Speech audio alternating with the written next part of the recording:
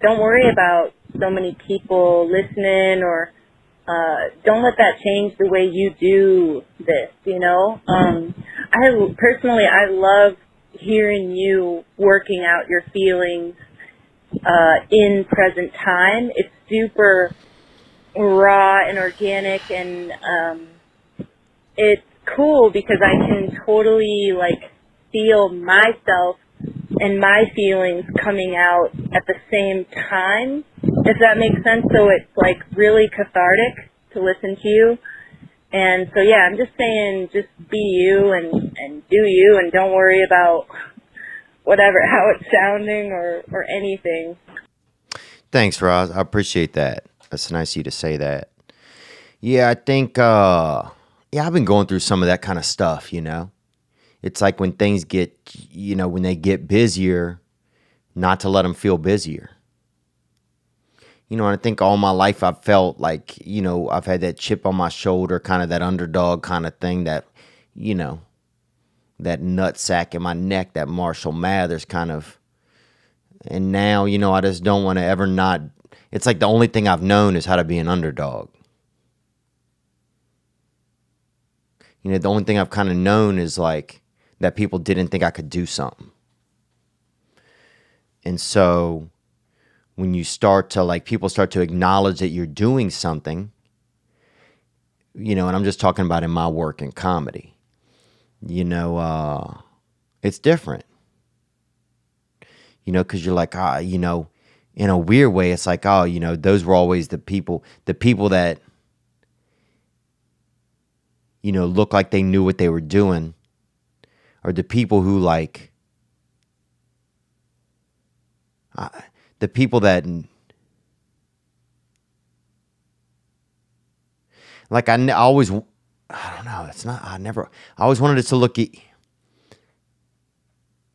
I just have all, that's the skin I wear the best. That's the skin I know myself in, is the skin of, watch, I can do this, Are you going to look at me like I can't do this? Or you don't think I can be where I'm from and do this? You don't think I can get out here in Hollywood and show these motherfuckers what's up? Oh, you don't think, where I'm from, we didn't have this or we didn't have that? Or you going to make fun of this when I was a kid? Or you going to make fun of me for this? You going to make fun of me for this? I'll fucking show you. And it's tough to get rid of some of that. And I don't want to get rid of it, but it's tough to, because you can't go into meetings, it's like, it's weird because if an art, at a certain point, an art or a drive, if it starts to become, you prove yourself, if you start to show the proof and people see the proof, then it becomes, more, you're not hidden anymore. You're not like, I'm trying to think and feel that. I'm trying to talk and feel at the same time. One of the main things that I had was that I knew that I was capable. And I felt like other people didn't know. Or I believed that I was. And now when you show up and people know that you are, it kind of makes me a little upset, because that knowledge that I could do this job, that knowledge my whole life, that I knew that I was able to do something or achieve a goal for me, that other people might drive through my neighborhood or look at me, or look at my clothes, or look at or see me walking home from school, or, see my family, or see, see where I lived or something like that, and say, oh, that boy, he'll never do that. He'll never, man, it's going to be, rough for him, or that, whatever. Or he, man, I feel sorry for that kid or whatever, whatever. Even if those things weren't real and I just thought them in my head, like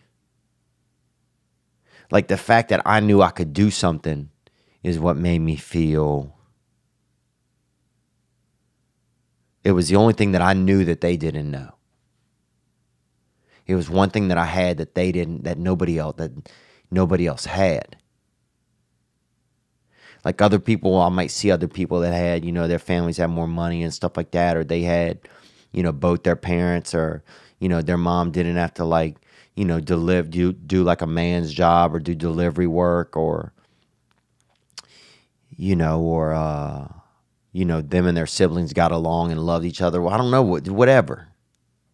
They didn't wet the bed every night or whatever it was, But the fact that I knew I could do something, that my drive was all like, yeah, that I just, once other people know, it's like the only thing I had was that I knew that I could, that I was going to be, that I would do something.